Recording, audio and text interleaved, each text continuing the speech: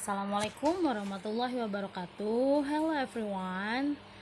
Eh, Kembali lagi dengan saya Miss Nurida dalam pelajaran bahasa Inggris di MTS Darussalam. Oke, kita kembali lagi bertemu di semester genap ini. Semoga semuanya sehat walafiat, keluarganya juga sehat, tidak kekurangan suatu apapun. Oke, sebelum memulai pelajaran, ada baiknya kita membaca doa sebelum belajar. Berdoa dimulai. Bismillahirrahmanirrahim. Rabbi zidni ilma warzuqni fahma. Rabbi shrah li sadri wa yassir li amri wahlul 'uqdatam min lisani yafqahu qawli birahmatika ya arhamar rahimin amin. Berdoa selesai. Oke, sekarang kita akan memulai materi yang akan kita pelajari hari ini. Let's get it. Oke anak-anak, kita mulai materi hari ini, masih melanjutkan materi yang minggu kemarin. Kalau kemarin kurang jelas tentang materi simple present, saya perbaiki penjelasannya pada hari ini. Oke, pengertian dari simple present. Based on British Council, we use present simple to talk about repeated actions or events, permanent states or things which are always true. Jadi, simple present tense adalah jenis tenses yang digunakan untuk berbicara mengenai tindakan atau peristiwa yang berulang kali atau permanen dan pernyataan atau suatu hal yang selalu benar. Simple present merupakan jenis tenses yang paling umum dijumpai ketika kita membaca sebuah teks bahasa Inggris. Jadi, simple present ini mengutarakan sebuah kebenaran, sebuah peristiwa yang sudah terjadi atau yang berulang kali kita lakukan. Misalnya kamu bangun pagi, itu tiap hari dilakukan kan. I wake up, saya bangun tiap hari, tiap pagi. Nah, jadi simple present tense itu mengemukakan atau menunjukkan kalau kegiatan yang kamu lakukan itu tuh kamu lakukan secara habitual, secara berkelanjutan atau terus menerus. The function of simple present. Fungsi dari simple present.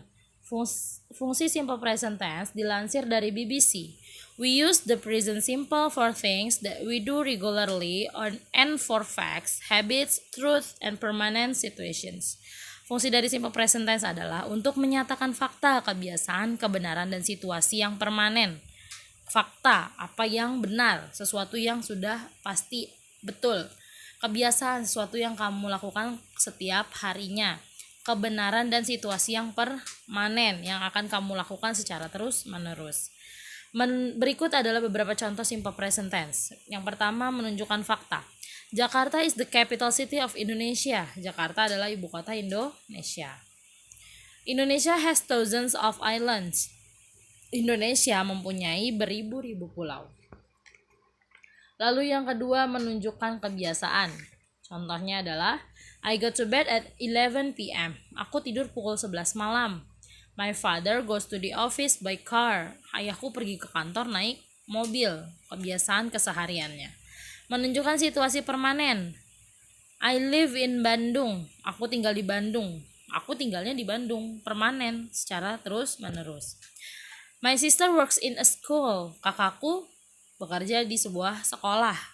Situasi permanen, namanya bekerja sudah pasti dalam jangka panjang, makanya permanen. My sister, saudara perempuan saya bekerja di sekolah. Selanjutnya, rumus simple present tense. Pada simple present tense, kata kerja yang digunakan ialah kata kerja untuk bentuk pertama atau dasar atau verb 1, verb 1, kata kerja bentuk 1. Ketika subjek yang melakukan adalah orang ketiga tunggal, maka biasanya kata kerja diembuhi atau diikuti dengan s atau is. Maksud dari kata orang ketiga tunggal adalah apa? Seperti ini. Kata penunjuk subjek. Subjek I. Subjek I itu saya, orang pertama. Sudah pasti verbnya menggunakan verb 1. Nah, dia punya teman to be, namanya am. I am. Subjek yang kedua ada you, we, dan they. You artinya kamu, we artinya kami, they artinya mereka. Kata ganti orang kedua jamak. Kenapa disebut jamak? Seperti contoh we. We itu artinya kami. Kami nggak mungkin cuma sendiri, karena kalau sendiri itu saya.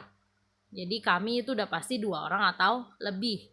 Lalu ada they, mereka. Begitu juga ketika kamu nunjuk cuma 1 orang, pasti ngomongnya you di depan kamu. Tapi ketika orang itu banyak, they, mereka.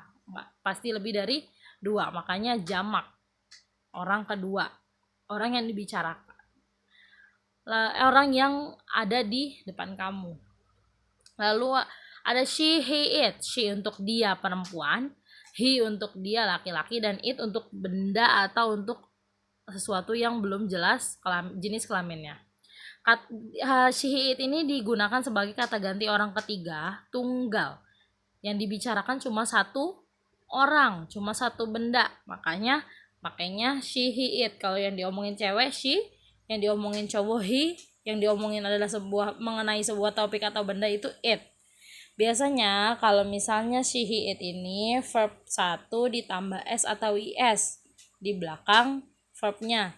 Lalu temannya si to be ini adalah is, she is, he is, it is. Sementara tadi you, we sama they itu are. You are, we are, they are. Selanjutnya ada rumus simple present tense. Verbal sentences, kalimat yang menggunakan kata kerja di mana menunjukkan aksi. Yang pertama, ada kalimat tipe positif. I, you, we, they, verb 1. Contohnya adalah we study English. We sebagai subjek, study sebagai verb 1, English sebagai complement atau pelengkap. Lalu ada she, he, it menggunakan verb s atau is. Contohnya adalah she plays tennis. Plays di sini kata dasarnya adalah play. Namun karena dia menggunakan she, kata ganti ketiga tunggal, makanya menggunakan tambahan s. She sebagai subjek, play sebagai kata kerja plus s or es, lalu ada tennis sebagai complement atau pelengkap. Yang kalimat negatifnya ada we do not study English. Dalam kalimat negatif sudah pasti ditambahkan kata not sesudah subjek. Namun sebelum kata not disisipkan pula kata do sebagai pengganti dari tidak melakukan. Lalu ada she, he, it. She doesn't play tennis. Kalau tadi di positifnya ada sis, kalau di negatif pakainya does. Kalau tadi kan orangnya sendiri atau berdua itu do, kalau ini does sebagai pembantu atau pengganti dari s dan is tadi. Verbnya balik lagi ke verb pertama, verb dasar. Contohnya she does not play tennis. Yang tadinya plays menggunakan s, playnya menjadi play doang karena sudah ada does sebagai pengganti dari s di akhir kata play. Tennis sebagai complement atau pelengkap. Lalu ada interrogatif atau kalimat tanya. Do sama does yang tadi kalian letakkan di tengah, kita pindahin ke depan sebagai pertanyaan, apakah do, does. Lalu dilanjutkan dengan subjek dan kembali ke verb 1 lagi. Contoh kalimatnya ada do we study English? Apakah kami belajar bahasa Inggris? Does she play tennis? Apakah dia perempuan bermain tenis? Seperti itu. Lalu ada nominal sentence, kalimat yang menggunakan to be sebagai pengganti kata kerja. Kalau tadi kata kerja verb 1, kalau di sini to be. Seperti contoh, I subjeknya, to be-nya itu M, dia khusus. I itu temennya M, nggak bisa pisah kayak surat sama perangko, harus barengan. Contoh kalimatnya adalah I am study English, saya belajar bahasa Inggris. Lalu subjek you, we, they menggunakan are. Kan dia kata kedua, orang kedua jamak bu, kok pakainya are? Karena dia orang kedua jamak, karena dia yang diomongin banyak, jadi are mereka gitu, atau kami. Lalu contoh kalimat adalah they are good, mereka sangat baik. Lalu ada she, he, it, to be-nya adalah is, temennya nggak boleh pisah. She is a teacher, dia perempuan adalah seorang guru. She sebagai subjek, is sebagai to be, teacher sebagai complement. Lalu di bagian negatif adalah ada I am not study English. Lalu the they are not good. Tinggal ditambahin not. Lalu di interrogatif seperti tadi verbal sentence di mana do dan does-nya berubah ke depan, pindah. Kalau nominal yang berubah atau pindah tempat itu adalah to be-nya. To be-nya berpindah ke depan. Am I study English? Are they good? Is she a teacher? Apakah saya belajar bahasa Inggris? Apakah mereka baik? Apakah dia perempuan seorang guru? Itu adalah nominal sentence. Oke. Untuk tugas kalian, for the assignment, please do, kamu buat, kalau kemarin kan saya minta kalian membuat simple present, positif, negatif, dan interrogatif. Kalau sekarang saya minta kalian membuat kalimat simple present juga 5, tapi harus disertakan penjelasnya, yang mana subjek, yang mana verb.